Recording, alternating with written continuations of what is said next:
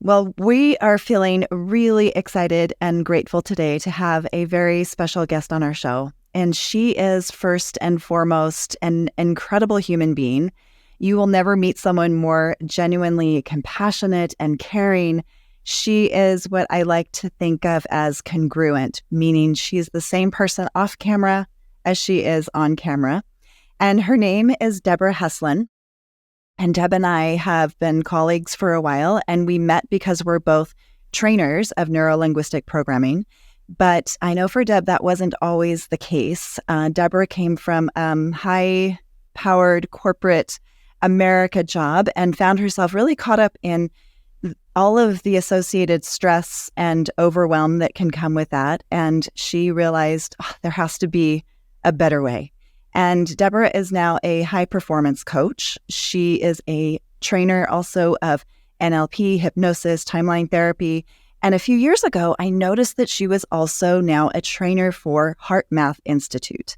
And when I saw that on her social media, I was immediately drawn to that and immediately enrolled in her course because I knew that that would be a game changer for our couples that we work with in our couples coaching. So hello, Debra. Thank you so much for being here and for being on our show today. Oh, it's completely my pleasure. And sometimes when I listen, when there's an introduction, I'm like, oh, is that me? Did I do that? And it kind of surprises me sometimes because when I was in corporate America and caught up in all those dramas, I didn't have the tools that I have today. And, in the HeartMath is just so simple and it works to help us build that resilience and get into a better state of being ultimately where we want to be instead of where we might be heading. So true. And obviously, when we learn those things for ourselves and we apply those tools to our own lives, we can't help but not share those things with other people. So that's why you're here today, actually. So for those who have never heard the word HeartMath before, they've never heard of HeartMath, which has actually been around for a really long time. Can you just give us a really high level big picture of what HeartMath is and why we should care about that? Yeah, and it's interesting because HeartMath itself is the institution. And underneath HeartMath, like it's maybe the name of an airline, and then what do they do within that airline? So HeartMath is the name, is the brand, and underneath that they teach various tools and techniques to help us build and sustain resilience, or coherence as they're now actually calling it. They've updated certain things to go with 2023 and beyond, especially since COVID and a lot of us working over Zoom or remote. So they've helped with new tools and techniques for those circumstances. So HeartMath is the name of the organization, if that makes sense. And then underneath that, there's different levels of what you can learn about their various tools and techniques. And I'm a trainer of their HeartMath for Teams and the HeartMath Coherence Advantage. I think most people are familiar with the term emotional resilience, and they have some idea of what that is. I think perhaps some people aren't as aware of what the word coherence means. What does that mean? Yeah, and I love that question because coherence can mean, like if you think about it, people can take coherence as they're incoherent in their speaking. What have they been drinking or things like that, right? But HeartMath refers to it, what is your heart rhythm's variability? What is your heart rate doing in that moment? So a state of coherence is that no matter what is going on, your mind and body are connected and are actually flowing at a good rhythm for you, where you're not going to react, as we know in NLP, where we react to certain situations. We end up going to a place of regret. So it teaches us there's 4 systems that we have inside of us, which is the mental, emotional, physical, and spiritual. And so how do we get imbalance in those 4 systems, if that makes sense? So what are we doing mentally? Thoughts are racing. What are we doing emotionally? The emotional resilience. And, some of the things that they will teach, this excites me if you can tell, some of the things that we're emotional beings. So everything we do, we respond from an emotional state. And so in that emotional state, it's like, what am I feeling in my body right now? And then when it affects the mental, because the mental and emotional can be triggered together, it's what story am I telling myself around this situation? Am I going into the blame? Is it a horror story that I'm telling myself, or an adventure, or is it maybe a love story that I'm telling myself? And so with that, what emotional state am I feeling? Because basically we see the world through how we feel. If I'm feeling angry or frustrated or annoyed or any of those emotions that HeartMath refers to as depleting emotions, they're not right, wrong, good, or bad, because we're going to feel them. It's then recognizing it's draining our inner battery. And what can we do in that moment to what I like to refer to, we shift, we're here, and we reset, so that we ultimately get the outcome, especially with couples. What do we want? A happy marriage, happy relationship? So what can I do to shift and reset in that moment? And then they provide tools and techniques for us to do in that moment to shift and reset to ultimately get the outcome that we're wanting to have. So good. And what you said a moment ago, you said we see the world through how we feel. And I would add to that, we see our relationship. We see our partner, right? We see everything through how we feel. And so if we can take responsibility, for our own state, then we can show up in a fully expressed higher version of ourselves. And if both partners are doing that, we're bringing the best of both of ourselves to our relationship, and we can allow our relationship to help us to grow. So one of the things we talk a lot about here on the podcast, and I think I'm just going to take these concepts and apply them to some of the things we've shared really in the past, is that when we look at, and Robert and I are big fans of, the Gottman research, and we utilize the Gottman research in all of our coaching. And as we've talked about on the podcast before, they've spent decades researching couples and which couples stayed together and which couples ended up maybe together but miserable, or which ones ended up divorcing. And they came up with 8 predictors for divorce. And all of those predictors came from watching how couples did conflict. And what was the common denominator between all of these couples that ended up getting divorced? So we can look at all of these things, one of them being that the couples that were happily married, they were able to maintain positivity even when they were disagreeing, because all couples are, no matter what, they're still going to disagree on things. But the successful couples were able to maintain a 5-to-1 ratio of positivity to negativity. Also, couples that ended up divorcing down the road, which, by the way, they had 90 to 94% accuracy in predicting which couples would separate based on these things I'm talking about. The ones that would have this escalation of something they called the 4 horsemen, which is criticism, contempt, stonewalling, defensiveness. So these very toxic communication patterns would come into play. And something called, another really big indicator for divorce, was chronic states of being emotionally flooded. So emotionally flooded is when what you're talking about, how we feel, is coming out into the outside. So on the inside, our heart rate is racing. It's, 95 beats a minute, 100 beats a minute, 160 beats per minute. And once we get into those states, those stress hormones, the cortisol, the adrenaline, everything starts rushing, and we start to become a totally different person. We do not act like the same person, the loving, caring, compassionate, empathetic human being that we are. We become the worst version of ourselves, the least version of ourselves, rather than being able to bring the best version of ourselves.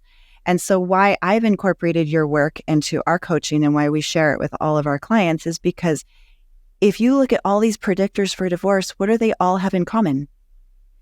An inability to have emotional resilience, an inability to emotionally regulate, to get themselves back into that state of coherence. Mm-hmm. Exactly. Right? So that's why it's so important. No, I love everything that you're saying there. And what is resilience? Resilience is the ability to bounce back from something that has happened in that moment, right? And so HeartMath also says it's also the ability to prepare for. So in other words, we know things are going to happen. We're going to have disagreements. We're not going to, unless we marry ourselves, and I have disagreements with myself. We're going to have disagreements, right? Part of me wants this, part of me wants that. And so I'm in a conflict with myself. So of course we're going to have conflicts in relationships. But I love what they utilize with the ability to prepare for this happening. So what happens inside of us, because it's our internal world we want to take care of, so that we're able to respond and respond with ability, not respond with effect, right? In order to get the outcome and the result that we want. So when we respond in preparing for, and we learn these techniques of simple breathing, but it's breathing with a purpose.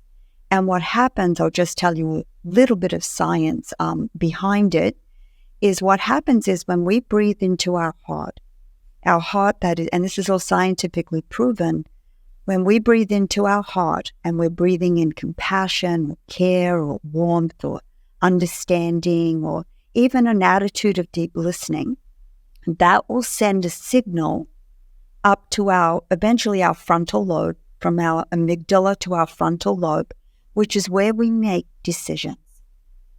So decisions are going to be less erratic and smooth if we start to breathe into our heart. But if we just go straight to the frontal lobe and we're in a state of frustration or a state of annoyance, what do you think is going to happen to our decisions that we make in that moment, therefore our results and therefore our outcome? So if we can learn, the heart actually sends more signals to the brain than the other way around. So if we can learn to prepare for, meaning practice a few times a day, we're breathing anyway. I always say to my client, Sharla, I go, well, anyone that's not breathing, this is not for you, right? So we're all breathing. Why not breathe with volition? And what are we breathing into our heart to get those heart rhythms in a coherent state, a resilient state? So we breathe that. I love that. You're breathing anyway. Wow, you're breathing anyway. So let's do it with purpose and outcome. So when we're triggered, we've already prepared for, because we've practiced simple breathing of how to get our heart into what it feels like to be less reactionary and more effective on the outcome that we want when situations arise. Yes, absolutely. One of the things we talk about, is defensiveness. We did an episode on this a couple weeks ago. And one of the suggestions that we've shared with our listeners and also with our private clients is prevention, this idea of prevention, that we'll be able to handle these situations that we get into without defensiveness if we're not already coming into the situation with a 1% battery. So can you talk about a little bit what leads us to getting into that place of where our battery is totally depleted and we don't have the ability to respond with that higher version of ourselves? Why is that? Why does that happen? It happens because that's our patterns, right? So we repeat the same patterns, and we're going to have, it's kind of like if I had a water bottle here and it had a lot of leaks in the water bottle, the water would drain very fast, which is like our emotional resilience and our emotional responses. So unless we recognize, we stop in that moment and go, oh, we have that awareness, and without action on that awareness, nothing changes, right? So our normal patterns could be, oh, he's frustrating me, or she's frustrating me, or annoying me, or I'm angry about that. The battery is going to deplete. So the more that we renew the battery by practicing simple breathing, we're plugging those energy drains. We're actually putting something around where the water is leaking out. So to do that, believe it or not, it's just simple breathing into your heart, practicing and locking it in to your heart. Every time I start one of my trainings, I start with a simple breathing technique that sets everybody up to be coming from a place of what the heart will transmit, sending out that energy, that coherent signal, not only to ourselves, but to others around us. Therefore, when I communicate or others communicate back, it's going to be a higher frequency than the frequency of having an energy drain. Just like when we're tired, or we're overtired. How do we sometimes react or respond when we're like that? Our energy is drained. Our energy is drained. So in order to refill our emotional energy, our mental energy, our spiritual energy, our physical energy, it lands in the physical body, Sharla. That's how we know we're not feeling good, right? It lands there, and that's how we get those aches and pains or feeling irritable or cranky. It's because we haven't renewed the various areas of our mental, emotional, physical, and spiritual energies. I imagine we can drain our battery very quickly, and ways that certain things that are in our life that are very draining for the system. I remember when I took your training, you had us talk a little bit about the emotional states that we get into and recognizing and having that awareness of how we end up with that. And I think that was really useful. Can you talk about that a little bit? Yeah, sure. That's called the depletion to renewal grid, the one that you're talking about there. And through the day, we don't want to call our emotions good or bad. They are information. So if we're labeling our emotions, it's done on a grid, and we have 4 quadrants to that grid. So we have high energy drains, low energy drains, we have high renewal energies, and we have low renewal energies. So when we recognize what it is we're feeling and know that our emotions are normal, natural, and necessary, we can then realize where we're spending most of our time. In anger, frustration, annoyance, irritability, anxiety, anger, right? So all of those things are high depleting emotions. So what HeartMath does is they teach you a tool to get to neutral. And then we as human beings have that choice of like, oh, I'm here and I'm spending a lot of time here, depleting my energy and activating the cortisol, right? Which is an awesome hormone, except if it stays in our body for too long. So if I want to stay there, I have a choice, or I can decide what renewing emotion do I want to take myself to feeling. Because during the day, we literally go through hundreds and hundreds and hundreds of different emotions. This is what I'm feeling now. What side of the grid am I on? Oh, I'm depleting it with this high energy of anxiety or fear. Whatever that might be in that moment, or irritation. Let me do some breathing to bring me back to neutral, where the sun can like shine, and I can now pick where I choose to be and what steps do I need to get there. Sometimes it can just be, what I love about the HeartMath techniques is they're so simple. But because they're so simple, we as human beings get bored with actually focusing on our breath. We're like, oh, that's all I have to do? There's got to be more, but it's so simple that if we start doing that, I do it before every podcast I do. I go, oh, what am I feeling in my body right now? I'm feeling a little anxious, right? Might not be high anxiety. It could be low anxiety. And then I go, oh, what do I want to feel instead? I want to feel a sense of calm, a sense of joy, right? So let me breathe that into my heart. So it transmits to here, my frontal lobe, of now what I'm going to decide to do, to be, to have. When you say things like it's very simple, I think sometimes some people go to the idea that it's also unbelievable, or Right. that this is new age, or this is woo-woo, or, there isn't science behind this. And so what I was so impressed with when I studied with you is just how much science supports this breath work, and could you talk a little bit about maybe how that's a little tiny piece of science, and then mostly like the outcomes, where it's being applied, like with first responders and things like that, and how it's helping those individuals? Yeah, I mean, there's so much science. When I do my trainings, I talk a lot about the science in that. One example I will give with police officers, a study that was done. Police officers were with actors. It wasn't even with real situations, okay? And it was around domestic violence in relationships. And the police officers had to act and respond to what was going on in these particular events. And the police officers had practice the quick coherence technique to put them in a state of coherence. Some of them had practiced this, and some of them had not been taught it. And the officers, and this was all actors and actresses acting out the domestic violence. They'd get the call to go to the scene. Their heart rate variability, they were wearing monitors, would go up to, like as you said in the beginning, around 160. I work out, I'm an athlete. It's very difficult to get my heart rate up to 160, working out like crazy. So that's a very high heart rate variability.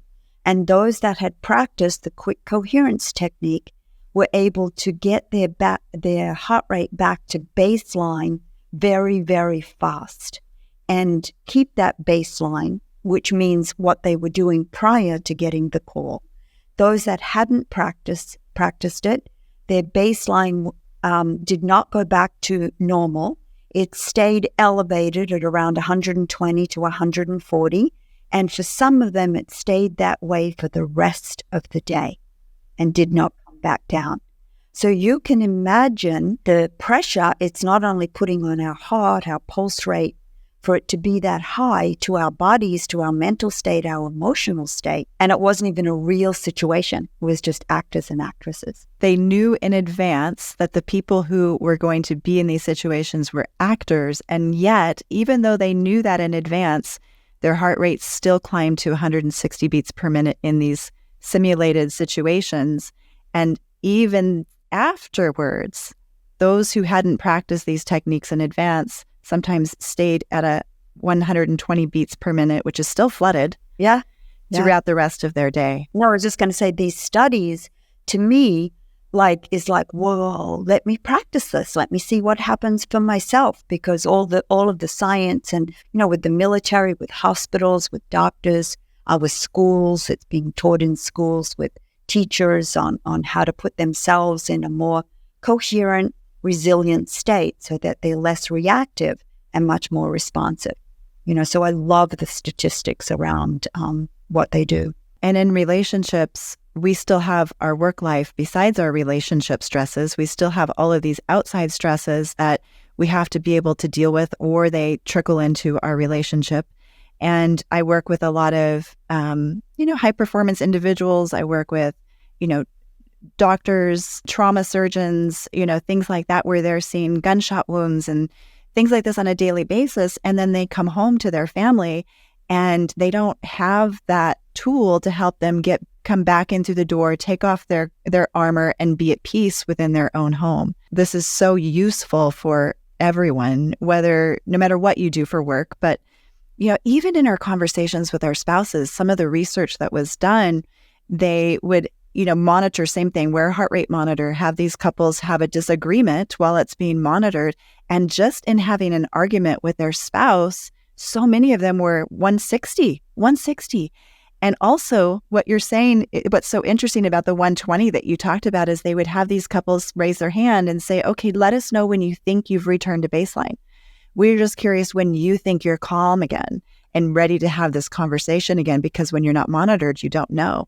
And most of them would raise their hand when they were still at 110, 120, and they thought they were fine. Because that, to a lot of them, that can be their normal baseline of being during the day. So that's another thing I love about this, is you get really in tune to what your real baseline could or should be, because through our patterns that we have developed a baseline that could be a lot higher than what we really want it to be at.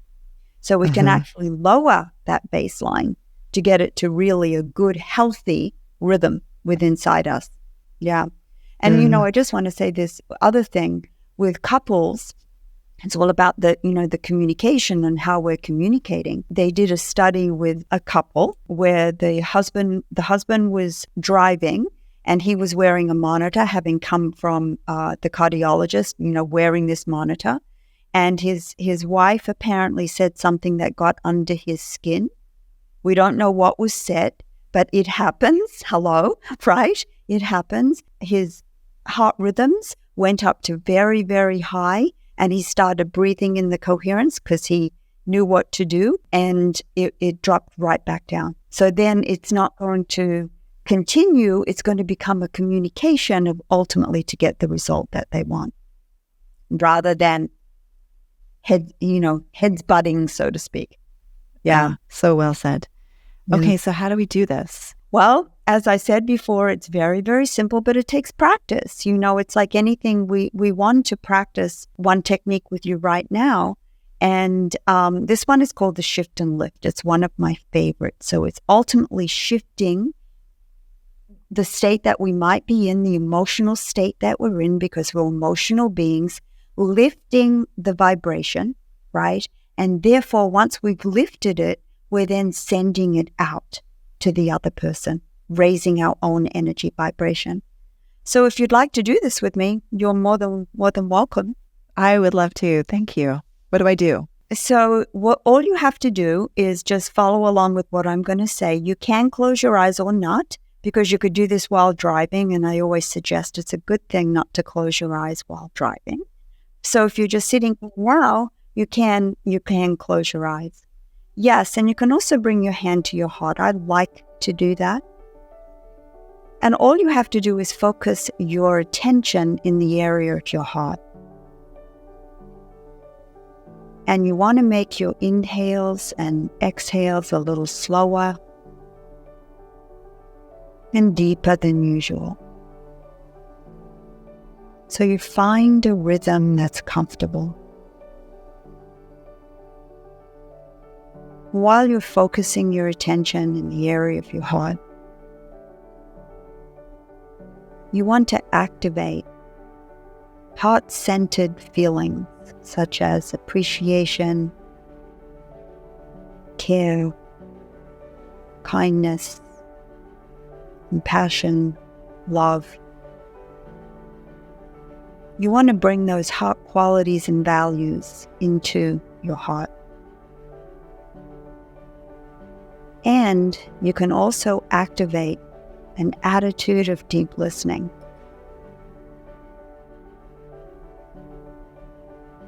And as you're breathing into your heart and you're activating those heart qualities of kindness, compassion, care, understanding, warmth,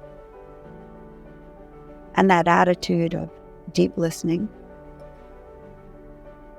you can then radiate them out to your family, your friends. We can radiate it to each other, anybody listening.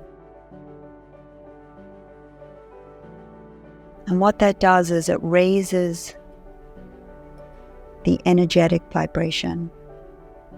I also like to radiate it to strangers and to every living creature and thing on the planet. Radiate out love, kindness, compassion, care, warmth,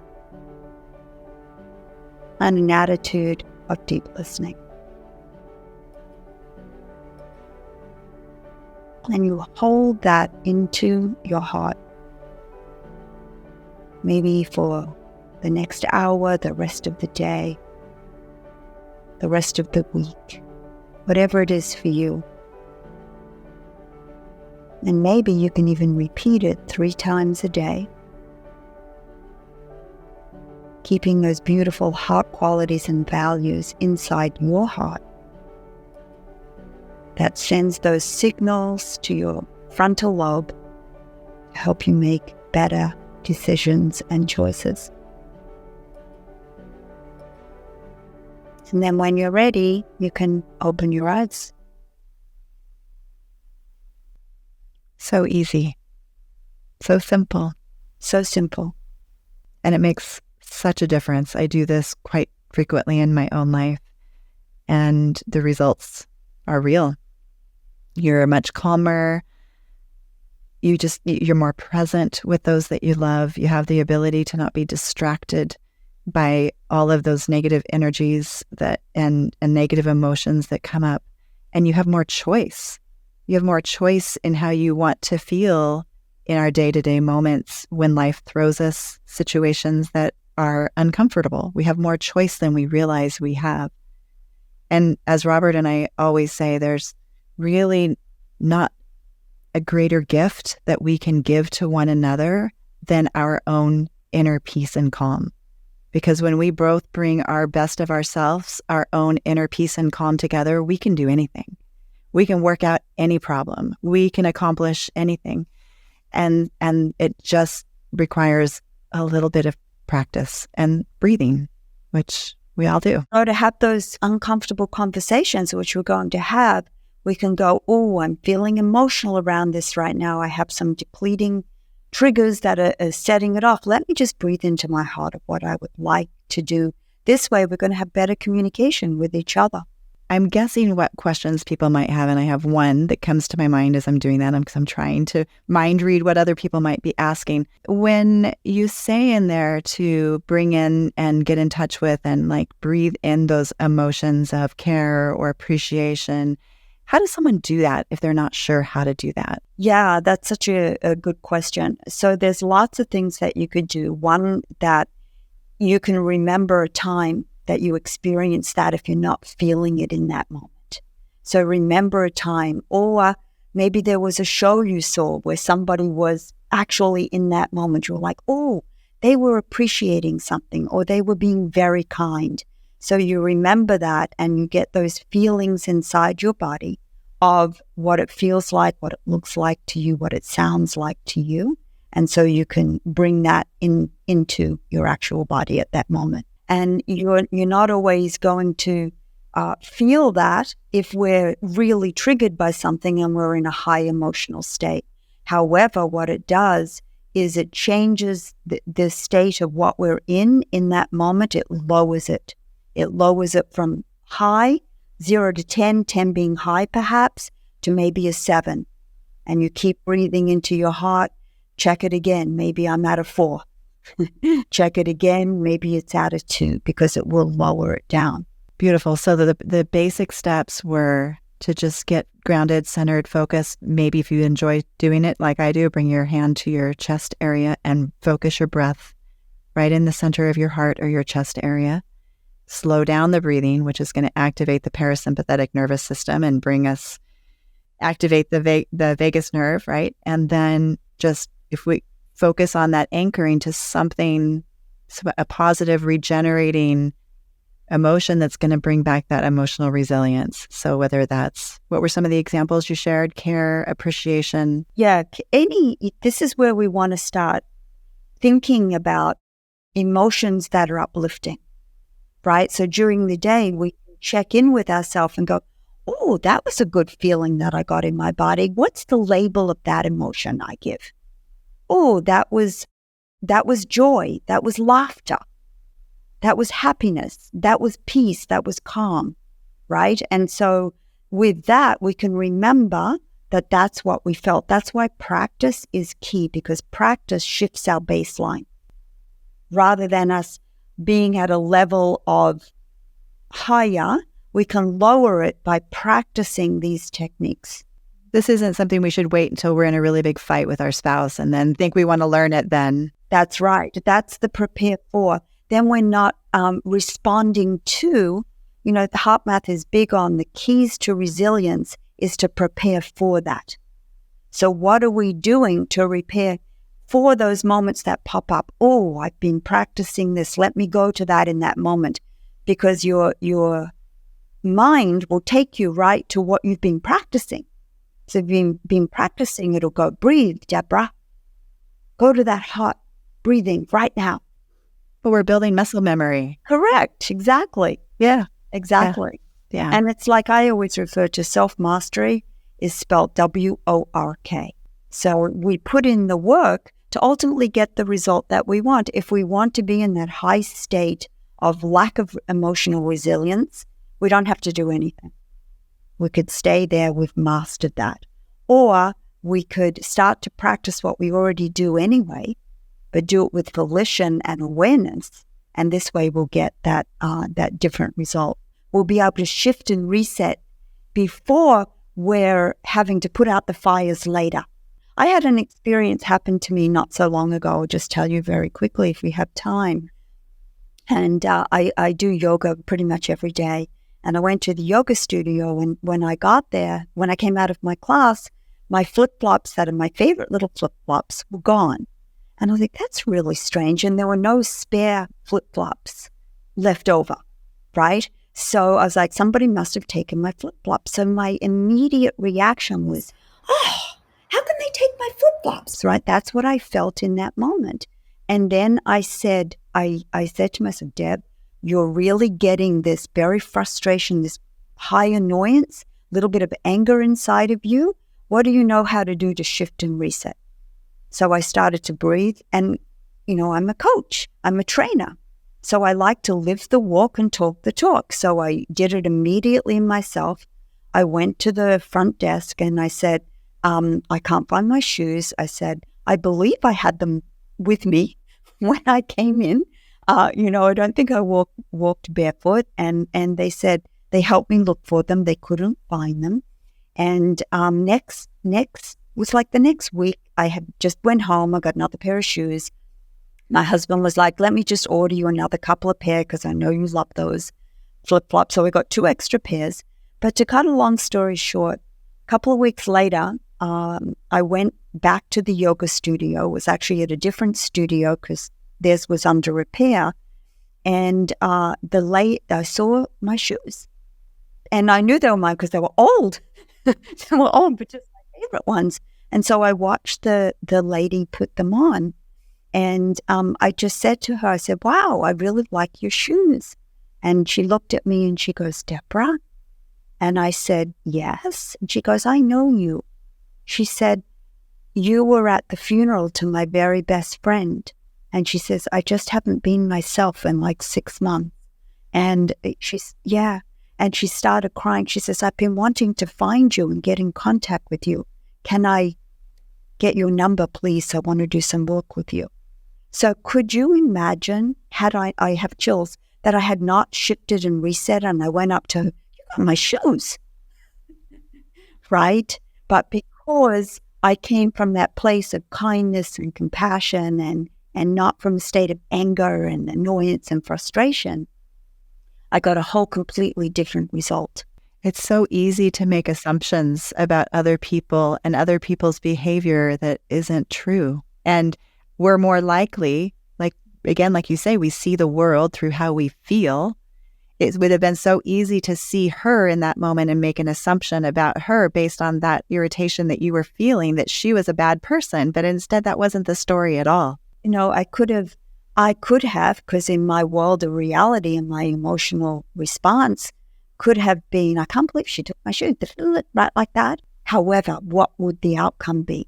So when viewed it differently, first of all, if people were watching me and I acted like that, wow, nice way to handle frustration and anger and annoyance, Deb, as a coach, right? So using these tools, it just helps you stop for that moment. So you're feeling this, which is normal. It's normal, natural, and necessary to feel that. But what am I going to do with that? I'm able to shift and reset and then just respond differently. Maybe with some kindness, maybe find out, ask a question. I didn't say, I think you've got my shoes and I know they're mine because of X, Y, and no, it's not important. It's not. It wasn't to me. And things like this are going to happen to us every day that we don't necessarily have control over, but we have control over how we respond to life. In that moment. Yeah. In that moment. Yep. So do you have any new trainings coming up on this if our listeners want to get in touch with you and dive into this deeper? I do. I have 2 coming up in September. It's the same training, just done twice. And I have a really big special at the moment because, as I said, prior to that, HeartMath has updated again a lot of their data, and I'm one of the first trainers to finish going through the new training that they're offering.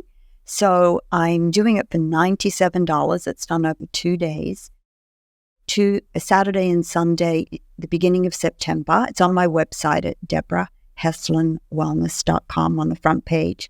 There's times for Europe and Australia and New Zealand, as well as the US. So there's 2 different time slots. One's done in the beginning of September and one's the end of September. It's such a great value. It is you get so much for $97, and you've already given us so much value here today for free, which I so greatly appreciate you. Thank you so much for your wisdom and your knowledge. I will drop that link in our show notes for our listeners if they'd like to connect with you.